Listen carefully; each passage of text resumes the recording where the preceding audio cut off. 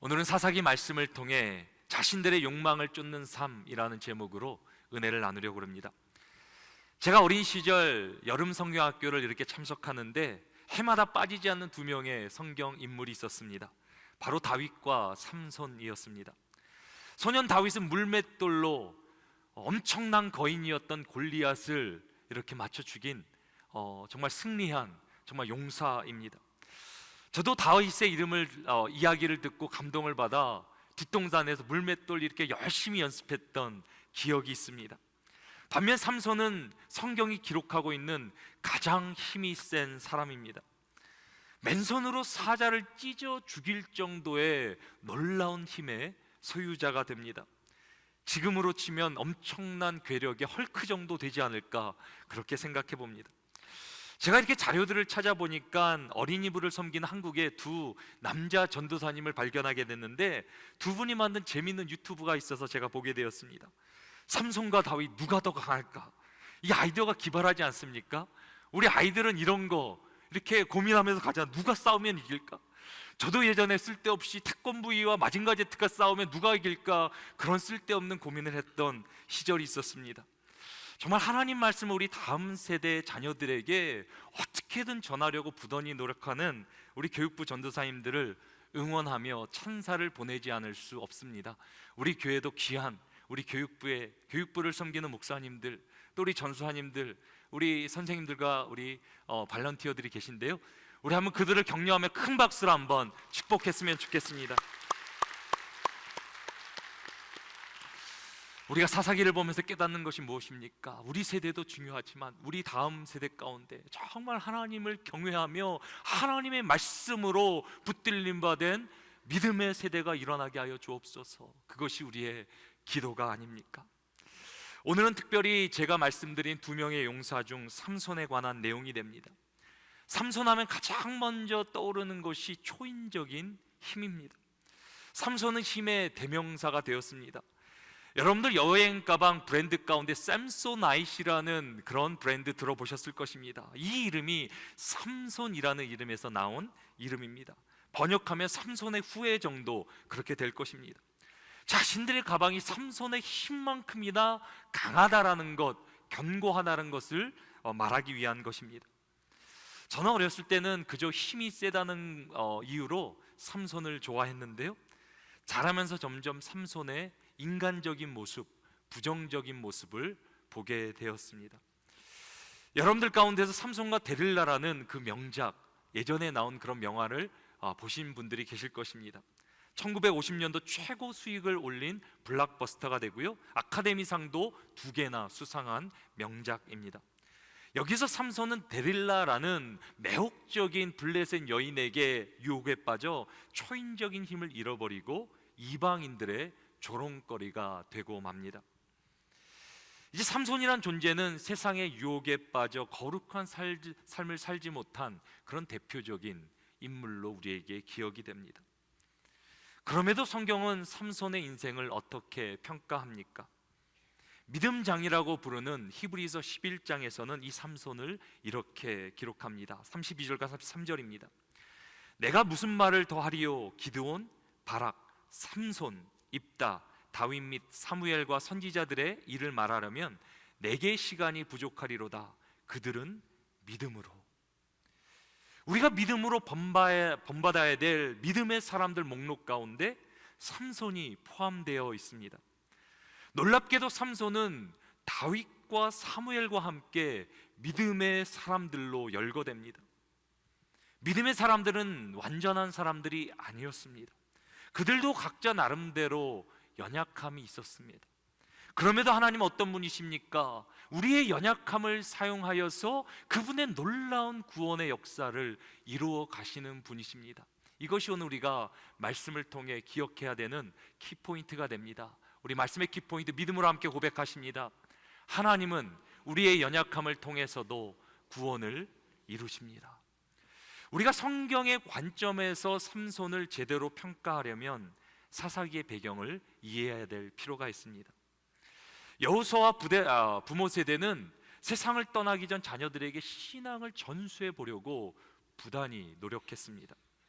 특히 여호수아는 평생 하나님의 말씀을 쫓아 살았고 이스라엘 가운데 본이 되었고 생명이 끊어지기 전에도 하나님 말씀을 붙들고 살아가라 자손들에게 유언 같은 말씀을 남겨주었습니다. 하지만 여호수아를 비롯된 부모 세대가 세상을 떠나자 이스라엘 가운데는 하나님을 알지 못하는 다른 세대가 급속하게 일어나게 됩니다. 그들의 문제는 우상 숭배였습니다. 이스라엘은 하나님이 주신 그 말씀, 보이지 않는 하나님보다 세상에 보이는 그것에 현혹되어 유혹되어 살았습니다. 세상을 쫓아 이스라엘은 죄를 지으며 살아갑니다. 그런 이스라엘 가운데 하나님은 진노하시며 심판을 내리십니다. 더 이상 하나님의 보호하심, 지키심이 아니라 이스라엘은 이방 나라들에게 공격을 당하게 됩니다. 결국 이스라엘은 고통과 괴로움 가운데 하나님을 다시 찾고 회개하게 됩니다. 그리고 하나님은 사사를 세우셔서 이스라엘 가운데 구원의 역사로 함께해 주십니다. 이 죄, 심판, 회개, 구원, 이 패턴을 가리켜 사사기의 주기라고 부릅니다. 사사기에는 총 12명의 사사가 기록되어 있는데 이 말은 사사기 300년 동안 12번의 이런 사이클, 주기가 일어났다라는 말입니다. 그런데 이스라엘의 영적 상태는 주기가 반복되면 반복될수록 훨씬 더 악화되어집니다. 그래서 사사기의 주기는 하향 나선형 형태로 진행되어집니다. 주기가 진행되면 될수록 이스라엘의 죄는 더욱더 심각해집니다. 그래서 사사기의 마지막 사사인 삼손 시대에는 아예 회개라는 단계가 사라지게 됩니다. 이스라엘은 죄로 인해 심판 가운데 하나님을 찾지 않습니다. 회개하지 않습니다. 이스라엘은 완전히 타락해 버립니다. 사사기 13장 1절은 그 당시 정황을 이렇게 우리에게 기록합니다. 우리 함께 한번 사사기 13장 1절 말씀 같이 읽겠습니다. 이스라엘 자손이 다시 여호와의 목전에 악을 행하였으므로 여호와께서 그들을 40년 동안 블레셋 사람의 손에 넘겨 주시니라. 하나님 우상 숭배를 통해 범죄한 이스라엘에게 진노하시며 심판을 내리십니다. 블레셋을 통해 그들을 징계하십니다. 40년 동안이나 블레셋의 지배 아래 있었는데도 이스라엘은 그럼에도 하나님께 돌아오지 않고 하나님을 찾지 않고 회개조차 하지 않습니다. 아니 블레셋을 향한 저항조차 하려고 하지 않습니다. 이스라엘은 하나님의 영광을 위해 부르신 그 소명을 망각한 채 세상의 영향력, 세상의 지배에 당하며 무기력하게 세상을 살아가게 됩니다. 이것이 삼손이 활동했던 사사기 말기의 시대적 정황입니다. 그럼에도 하나님은 이 이스라엘 가운데 은혜를 베풀어 주십니다. 하나님은 삼손이란 사람을 이스라엘의 사사로 세워주셔서 이스라엘을 구원의 역사로 인도하십니다. 성경은 삼손이라는 인물을 세 가지 중요한 사건을 중심으로 소개합니다. 삼손의 탄생, 삼손의 결혼, 그리고 삼손의 죽음입니다. 먼저 삼손의 출생입니다. 하나님은 삼손이라는 약속의 아들을 통해 이스라엘을 구원하십니다. 이것이 오늘 우리가 기억해야 될 말씀의 첫 번째 포인트가 됩니다. 우리 함께 믿음으로 고백하십니다. 하나님은 약속의 아들 삼손을 통해 이스라엘을 구원하십니다. 하나님은 삼손이 태어나기도 전에 이미 삼손을 택하시고 정하시고 이스라엘을 구원할 사사로 그렇게 부르십니다. 그리고 앞으로 삼손의 어머니가 될 마노아의 아내에게 이 사실을 하나님 말씀을 전해주십니다. 사사기 13장 15절입니다. 보라 내가 임신하여 아들을 낳으리니 그의 머리 위에 삭도를 대지 말라. 이 아이는 태에서 나옴으로부터 하나님께 바쳐진 나실인이 됨이라. 그가 블레셋 사람의 손에서 이스라엘을 구원하기 시작하리라 하시니. 성경은 마노아의 아내가 원래 임신을 하지 못하였다, 애를 갖지 못했다 그럽니다. 하나님께서는 마노아의 아내가 임신할 것이고 아들을 낳을 것이라 그렇게 말씀하십니다. 하나님의 오직 기적으로 능력으로 잉태하게 된 것입니다. 그리고 이 아들은 하나님께 온전히 바쳐질 나실인이 될 것이라 그렇게 말씀하십니다. 여기서 궁금하실 분들이 계실 것 같아 나실인에 관해 여러분들에게 설명합니다. 나실인의 제도라는 것이 이스라엘 가운데 있었는데요, 일정 기간이나 평생 하나님을 위해 헌신하는 사람들, 그 사람들이 서약하는 제도를 의미합니다. 만약에 내가 하나님을 위해 평생 쓰임받겠다, 아니 일정 기간 동안 쓰임받겠다 하나님께 서원하게 되면 이런 나시린의 의무를 지켜야 됩니다. 세 가지가 있는데요, 포도나무 수산과 독주를 금해야 됩니다. 알코올이 들은 술은 절대로 마셔서는 안 되고요, 머리카락을 잘라서는 안 됩니다. 또 시체를 만져서도 안 됩니다. 이 세 가지를 나시린으로서 꼭 지켜야 됩니다. 그리고 성경의 대표적인 나시린으로서는 오늘 본문에 삼손이 있고 또 사무엘이 있고 우리가 잘 아는 세례 요한이 있습니다. 삼손은 이 중에서 평생 삶을 헌신한 나시린이 됩니다. 정확히 말하면 평생 삶을 헌신하게 된 나시린입니다. 무슨 말이냐면 삼손에게는 선택권이 전혀 없었습니다. 하나님은 삼손이 태어나기도 전에 삼손을 택하셨습니다. 이런 케이스가 성경에 딱 3명이 있습니다. 삼손과 세례 요한과 예수 그리스도의 케이스가 됩니다. 하나님은 태중에 있는 삼손을 거룩하게 하시려고 모친에게, 어머니에게 이렇게까지 말씀하십니다. 사사기 13장 7절입니다. 내가 임신하여 아들을 낳으리니 이제 포도주와 독주를 마시지 말며 어떤 부정한 것도 먹지 말라. 이 아이는 태에서부터 그가 죽는 날까지 하나님께 바쳐진 나시린이 됨이라 하더이다 하니라. 삼손은 태에서부터 죽을 때까지 하나님께 온전히 바쳐진 나시린이다 라고 하나님을 말씀하십니다. 그래서 태의 삼손을 임신했을 때 이제 어머니는 삼손을 위해 나시린의 의무를 지켜야 된다라고 그렇게까지 말씀하십니다. 이제 하나님 말씀대로 마노아의 아내는 임신을 하게 되고 이제 삼손은 세상에 태어나게 됩니다. 그리고 성경은 하나님이 삼손에게 복을 주셨다 말씀하시며 여호와의 영이 그를 움직이기 시작했다라고 그렇게 기록합니다. 그런데 한번 삼손의 입장에서 한번 생각해 보시기 바랍니다. 삼손은 초이스가 전혀 없었습니다. 자신의 의지와는 상관없이 이스라엘의 구원자로 부름을 받은 것입니다. 그리고 평생 나시린의 이 책임 의무를 감당하며 살아야 됐습니다. 하나님을 찾지 않는 타락한 이스라엘 그 당시 가운데 이 거룩한 사람으로, 이 나시린으로 살아간다는 것이 얼마나 힘들고 유혹이 많았을까 우리는 지레짐작할 수 있습니다. 그 당시 이스라엘 자손들은 가나안 족속들과 마음대로 결혼도 했고 그들의 우상을 숭배하며 그들의 문화 가운데 취어 살게 되었습니다. 그래서 사사기의 가장 마지막 구절인 21장 25절은 사사시대를 이렇게 표현합니다. 자기 소견에 오른 대로 행하였다. 삼손 당시 이스라엘 자손들은 하나님의 뜻을 따라 자신 마음대로 자신들의 어떤 욕망에 따라 그렇게 제멋대로 살았습니다.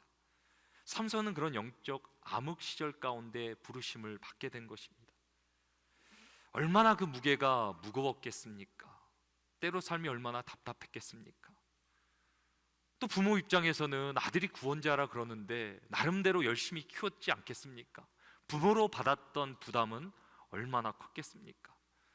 자라면서 또래들은 삼손을 놀리지 않았겠습니까? 지가 무슨 구원자라고 놀면서도 껴주지도 않고 혼자 대부분의 시간을 홀로 외롭게 외톨이로 지냈을 것입니다. 자라면서 하고 싶은 것도 하지 못하고 삼손은 그런 어린 시절을 보냈을 것입니다. 저는 그런데 오늘 삼손의 모습을 보면서 왠지 우리의 자녀들, 다음 세대들이 그려졌습니다. 하나님, 우리 자녀들도 다음 세대도 이 시대의 거룩한 하나님의 백성, 영적 나시린으로 그들을 불러주신 것 아니겠습니까? 그들도 그 사실을 알죠. 근데 그것이 때로 세상을 살아가는 가운데 부담이 되는 거예요. 무거운 짐이 되는 거예요.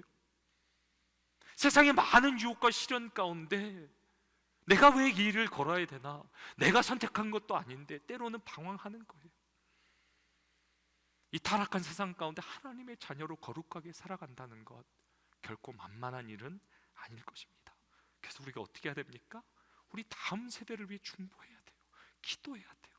그들이 세상 가운데 무너지지 않도록, 타협하지 않도록 우리는 우리 자녀들을 위해 기도해야 됩니다. 그러나 우리는 확실히 하나님이 주신 비전을 붙들고 나아가야 되는데요, 우리 다음 세대가 끝까지 하나님 말씀 붙들고 믿음을 지키며 나아가는 가운데 성령이 그들 가운데 임하고 하나님의 권능이 임하며 그들이 세상의 천을 감당하게 될 놀라운 믿음의 세대, 부흥의 세대가 일어나게 될 줄 믿습니다. 그래서 우리는 그것을 꿈꾸며 나가야 되죠. 그들을 중보해야 되죠. 아무리 세상이 타락할지라도 우리는 우리 자녀들을 거룩한 백성으로 키워야 되죠. 하나님은 약속의 아들 삼손을 통해 이스라엘을 구원하십니다. 이제 사사기가 소개하는 두 번째 삼손의 스토리는 결혼입니다. 삼손은 약속의 아들로 부르심을 받았지만 삼손의 삶은 온전함하고는 거리가 멉니다. 삼손의 삶은 온통 결점투성입니다. 그리고 삼손의 결혼 사건은 삼손이 너무나 연약한 죄인임을 우리에게 드러내줍니다. 그럼에도 하나님은 결점 많은 이 삼손을 통해 구원의 역사를 일으키십니다. 이것이 오늘 우리가 기억해야 될 두 번째 포인트가 됩니다. 우리 두 번째 포인트, 믿음으로 함께 고백하십니다. 하나님은 결점 많은 삼손을 통해 이스라엘을 구원하십니다. 이제 삼손은 어느 순간 장성하여 한 여자를 만나게 됩니다. 사사기 14장 1절입니다. 삼손이 딥나에 내려가서 거기서 블레셋 사람의 딸들 중에서 한 여자를 보고, 삼손은 딥나라는 곳에서 블레셋 여자를 만나게 되는데 너무 마음에 드는 거예요. 한눈에 뿅 가는 거예요. 한눈에 반해버렸어요. 근데 우리가 이 딥나라는 지역에 대해서 우리가 잠시 살펴보길 원합니다. 딥나는 삼손의 고향 소라라는 곳에서 4km 정도, 그렇게 멀지 않은 지역에 위치하고 있습니다. 이 도시는 단 지파와 유다 지파가 이렇게 배분받은 그런 영역에 있었습니다. 그 경계선상에 있었습니다. 그래서 이 지역 전체를 소렉 골짜기라고 우리는 부릅니다. 우리 성도들이 많이 계시는 벨리 그 지역과 마찬가지입니다. 그 골짜기에 많은 도시들이 위치하고 있었습니다. 하나님은 여호수아를 통해 이스라엘 가운데 이스라엘 자손까지 땅을 배분해 주시며 반드시 그 땅에서 이방인들을 몰아내라, 그렇게 명령하십니다. 하지만 오늘 본문을 봤을 때 이스라엘 자손들은 하나님의 말씀에 온전히 순종하지 않고 이방인들 가운데 섞여 살아감을 보게 됩니다. 이 딥나에는 블레셋 사람들이 많이 살았던 지역입니다. 그리고 결과를 사사기 3장 5절과 6절에 이렇게 기록합니다. 그러므로 이스라엘 자손은 가나안 족속과 헷 족속과 아모리 족속과 브리스 족속과 히위 족속과 여부수 족속 가운데에 거주하면서 그들의 딸들을 맞아 아내로 삼으며 자기 딸들을 그들의 아들들에게 주고 또 그들의 신들을 섬겼더라. 이미 사사시대 초반에서부터 이스라엘 가운데는 자기의 소견대로 자기 마음대로 이방 민족들과의 결혼이 이루어졌습니다.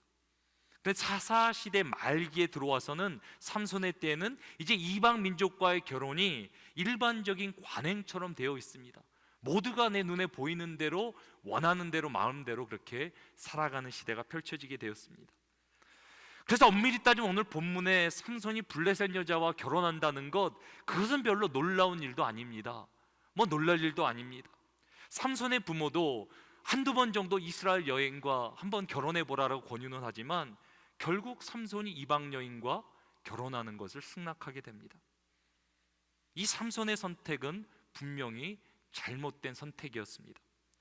모든 이스라엘이 타락했을지라도 삼손은 거룩함을 지켰어야 합니다. 세상의 타락이 삼손의 잘못된 판단을, 선택을 정당화할 수는 없습니다.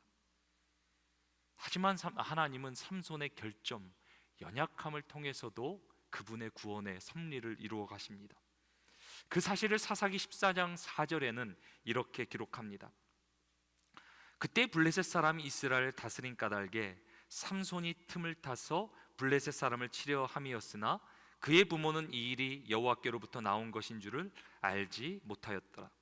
제가 삼손에 이렇게 제가 조금 더 크게 제가 부각을 시켰는데요, 한글 번역에는 삼손이 틈을 타서라고 되어 있지만 원어에는 삼손이란 말이 전혀 없습니다. 원래 원문에는 그라는 대명사만 있습니다. 그리고 여기서 그는 문맥상 하나님을 가리키게 됩니다. 비록 삼손은 잘못된 선택으로 블레셋 여자와 결혼하려고 했지만 하나님의 섭리는 삼손의 잘못보다 더 컸습니다. 그 일을 통해 하나님은 블레셋을 심판하시며 이스라엘을 구원하실 놀라운 계획을 하나님은 품고 계셨습니다. 이제 이 사건 가운데 이제 처음으로 삼손의 힘이 드러나는 그런 일이 일어나게 됩니다. 이제 삼손이 블레셋 여자를 만나러 가는 그런 길 가운데 사자를 만나게 됩니다. 길을 가다가 사자를 만나면 어떻게 됩니까? 도망가야죠. 어떻게 사람이 사자를 상대할 수 있겠습니까? 근데 이런 놀라운 일이 삼손에게 벌어지게 됩니다. 사사기 14장 6절 말씀 우리 함께 읽겠습니다. 여호와의 영이 삼손에게 강하게 임하니 그가 손에 아무것도 없이 그 사자를 염소 새끼를 찢는 것 같이 찢었으나 그는 자기가 행한 일을 부모에게 알리지 아니하였더라. 아니, 사자를 만났는데 도망가야 되는데 갑자기 여호와의 신이, 성령이 임하게 되고요, 삼손 가운데 엄청난 힘이 솟아나게 됩니다. 그리고 사자를 손으로 찢었다. 이게 말이 됩니까? 뭐 사자가 종입니까? 어떻게 찢을 수 있습니까? 그런데 성령이 임하자 인간으로 가질 수 없는 초인적인 힘을 사울은 소유하게 됩니다. 그리고 성경은 삼손이 가지고 힘의 근원을 정확하게 여호와의 영을 통하여서 힘이 주어졌다라고 말합니다. 그리고 하나님은 삼손에게 힘을 부어주셔서 이스라엘을 구원하게 하실 것입니다. 하지만 잘못된 판단으로 시작된 삼손의 결혼은 불행한 결말을 맞이하게 됩니다. 삼손이 블레셋 사람들에게 말썽을 자꾸 일으키자 삼손의 장인은 어떻게 합니까? 아예 자기 딸을 삼손의 친구에게 주었다, 삼손의 친구에게 다시 결혼하게 하였다고 말합니다. 이런 일이 어떻게 일어날 수 있습니까? 삼손이 왜 분노하지 않겠습니까? 삼손이 열이 받아서 여우 300마리를 잡아 꼬리에다 불을 붙인 다음에 블레셋 사람들의 밭을 다 태워버립니다. 그래서 블레셋 사람들은 더 분노하게 되죠. 그래서 삼손의 아내와 장인을 불에 태워 죽이는 비극적인 사건이, 엄청난 사건이 일어나게 됩니다. 자기 아내와 장인이 불에 타 죽자 삼손은 뭐 보이는 것이 있겠습니까? 분노에 휩싸여 원수를 갚기 위해 더 많은 블레셋을 죽이게 됩니다. 그리고 이 일로 인해 결국 블레셋 군대가 이스라엘을 쳐들어오게 되는, 이스라엘의 전쟁을 벌이게 되는 국가 초유의 사태가 일어나게 됩니다. 삼손의 가정 문제에서 국가의 문제가, 위기가 닥치게 된 것입니다. 이 상황에서 이스라엘은 어떻게 됩니까? 하나님의 말씀에 순종하여 블레셋과 상대로 싸워야 됩니다. 그들을 그 땅에서 몰아내야 됩니다. 하지만 이스라엘은 블레셋과 싸우기를 너무 쉽게 포기해버립니다. 그 대신 삼손에게 모든 책임을 전가합니다. 사사기 15장 11절입니다. 너는 블레셋 사람이 우리를 다스리는 줄을 알지 못하느냐? 내가 어찌하여 우리에게 이같이 행하였느냐? 너무 안타까운 그런 말이죠. 하나님이 이스라엘을 다스리시며 도우시며 그들을 대신해서 싸우시고 그들 가운데 살아계신 하나님으로 함께 하시는데 이스라엘 뭐라고 말해요? 블레셋이 우리를 다스린다. 그들의 영향 가운데 그들의 말을 들어야 된다라고 말합니다. 결국 이스라엘 자손은 자신들의 생존을 위해 삼손을 결박하여 블레셋 군대에게 넘겨주는 길을 택하게 됩니다. 사랑하는 성도 여러분, 삼손이 누구입니까? 하나님께서 이스라엘을 구원하기 위해 택하신 사사 아닙니까? 구원자 아닙니까? 근데 삼손은 자신의 민족으로부터, 자신이 구원할 민족으로부터 철저하게 버림을 받게 됩니다. 그리고 원수의 손에 넘겨지게 됩니다. 삼손의 잘못된 선택에는 혹독한 결과가, 대가가 따르게 됩니다. 가정이 무너지고 민족이 위기에 처하게 되고 자신조차도 민족으로부터 버림을 받게 됩니다. 하지만 하나님은 이런 삼손의 연약함까지도 사용하셔서 이스라엘 가운데 놀라운 구원의 역사를 일으키십니다. 이제 삼손은 결박되어 있습니다. 그리고 블레셋 군대는 이 삼손을 죽이려고 달려옵니다. 그때 또 어떤 일이 일어납니까? 하나님의 영이 삼손 가운데 임하게 됩니다. 그리고 삼손은 엄청난 힘을 발휘하여 자기를 결박하고 있는 모든 줄을 풀어버리게 됩니다. 끊어버립니다. 그리고 주위에 둘러보니까 나귀 턱뼈 하나가 있는데 그것을 가지고 자기를 향해 돌진해오는 블레셋 군대 1000명을 순식간에 죽이게 됩니다. 블레셋 군대 1000명을 상대로 삼손이 승리한 것입니다. 이것이 어찌 인간이 할 수 있는 일이겠습니까? 제가 너무 궁금해서 나귀의 턱뼈가 도대체 무엇이길래 이거를 가지고 삼손이 이겼나 찾아봤는데 별것도 없더라고요. 뭐 별로 크지도 않고 뭐 칼같이 날카롭지도 않고 뭐 한 명을 때리려고 해도 이게 굉장히 힘들 것 같아요. 이 나귀 턱뼈로 사람을 1000명을 죽이려면 엄청난 힘이 필요한 거예요. 이 사건은 인간의 힘이 아니라 하나님의 능력이 삼손 가운데 임했음을, 그로 인해 승리를 얻었음을 우리에게 말해줍니다. 삼손의 힘의 비결이 무엇입니까? 성령입니다. 여호와의 영이 삼손에게 임하심에, 성령이 삼손에게 임하시니까 삼손은 세상의 천을 싸워 이기게 되는 놀라운 역사, 하나님이 말씀하신 대로 이스라엘 자손들이 천을 상대해서 이기리라 라고 말씀하신 말씀의 성취가 이루어진 것입니다. 그리고 이 사건의 결론은 무엇입니까? 사사기 15장 20절 말씀 우리 같이 한번 읽어보십니다. 블레셋 사람의 때에 삼손이 이스라엘의 사사로 20년 동안 지냈더라. 이 사건을 계기로 이제 삼손은 이스라엘의 사사로 세워지게 됩니다. 이스라엘은 더 이상 블레셋의 압제가 아니라 자유를 얻게 되고 20년간의 평화를 누리게 됩니다. 하나님은 삼손의 결점까지도 사용하셔서 이스라엘을 구원하십니다. 이제 사사기가 소개하는 삼손의 마지막 스토리는 바로 삼손의 죽음이 됩니다. 하나님은 삼손의 죽음을 통해 이스라엘을 구원하십니다. 이것이 마지막 오늘 세 번째 포인트가 됩니다. 우리 함께 믿음으로 고백하십니다. 하나님은 삼손의 죽음을 통해 이스라엘을 구원하십니다. 삼손의 죽음에는 정욕에 사로잡힌 삼손의 그런 안타까운 삶이 배경에 있었습니다. 삼손은 첫 번째 결혼 후 그 다음에 다시 재혼하지 않습니다.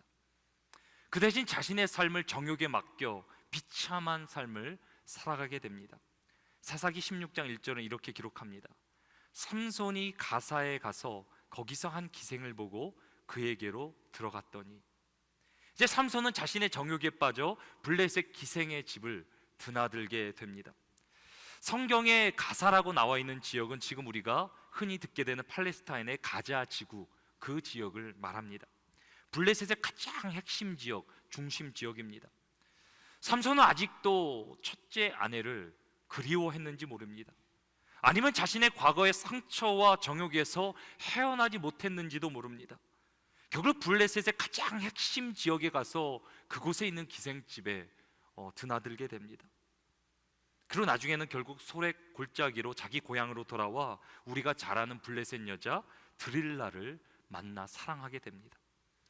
이제 삼손이 드릴라라는 블레셋 여자를 사랑한다는 소문이 쫙 퍼지자 블레셋 사람들은 삼손을 죽이기에 모이기 시작합니다. 그리고 드릴라를 돈으로 매수합니다. 이제 드릴라는 삼손을 유혹하며 그 힘의 비결을 알아내려고 합니다. 드릴라는 3번의 유혹 끝에 그 비밀을 알아냅니다. 삼손의 힘이 결국 나시린의 서원에 있음을 깨닫게 됩니다. 그리고 삼손의 머리를 자르게 되면 이 서원이 이제 해지되게 되고 삼손의 힘이 사라질 것이라는 그런 비밀을 깨닫게 됩니다. 그래서 어떻게 합니까? 이 유명한 장면이 있지 않습니까? 드릴라가 이제 삼손을 자기의 무릎팍에 잠들게 합니다. 그리고 사람을 불러 삼손의 머리를 밀게 합니다. 블레셋 군대가 1000명이 다 상대해도 이기지 못했던 천하의 삼손이 블레셋 여자 한 명에게 무너지게 된 것입니다. 이제 블레셋 사람들은 무기력한 삼손을 잡아 그의 두 눈을 빼고 블레셋 중심 가사로 가서 감옥에서 맷돌을 돌리며 이제 삼손을 수치스러운 삶을 살게 합니다.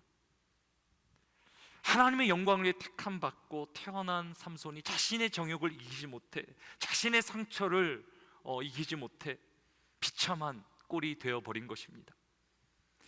하지만 우리가 잘 알듯이 하나님은 끝까지 삼손과 함께 하십니다.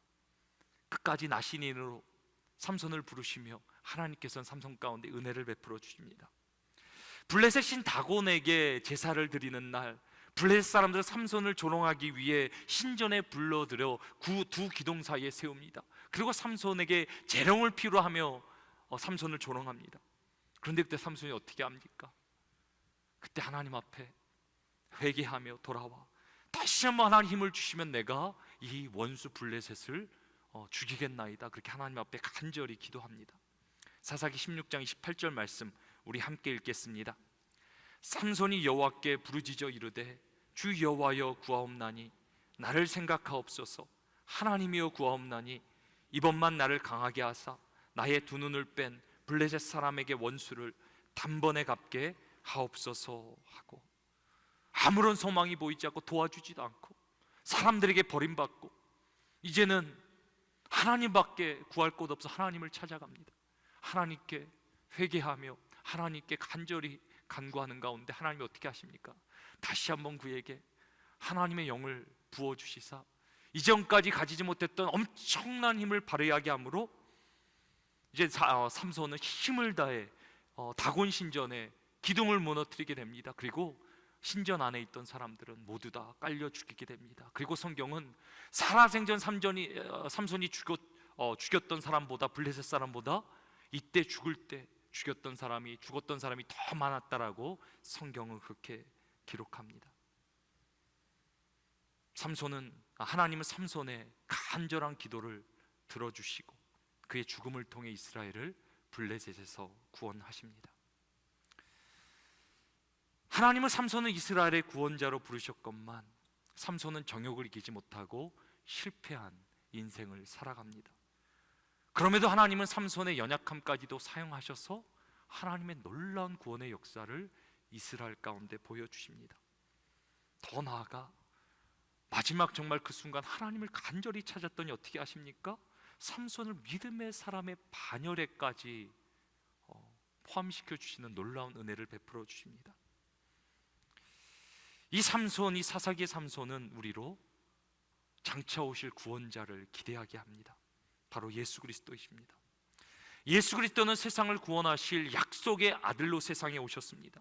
예수 그리스도는 자신들의 백성으로부터 철저하게 배반, 고통을 당하시며 십자가의 고난을 당하시게 됩니다.